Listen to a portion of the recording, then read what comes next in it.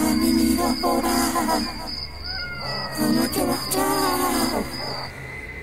সে আশেপাশে তাকালো, কিন্তু কাউকেই দেখতে পেল না।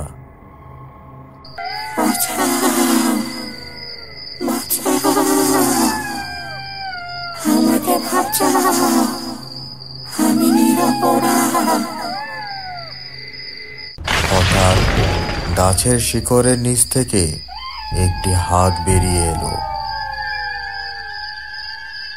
ওরে বাবা রে, এটা কি? ওরে বাবা রে, এটা কি?